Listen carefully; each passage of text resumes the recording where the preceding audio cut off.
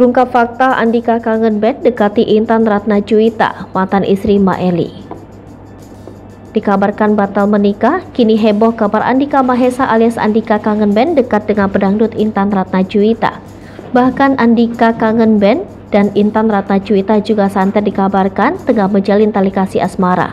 Rupanya kabar mendekati Intan Ratnajuwita tersebut sudah sampai ke telinga Andika kangen band. Pria yang akrab disapa Babang Tampan ini sudah mengungkapkan fakta sebenarnya. Andika mengaku hanya berteman dengan Intan Ratnajuwita. Pria 39 tahun itu juga berujar bahwa selama ini netizen salah paham dengan ucapannya terkait mantan istri Maeli tersebut.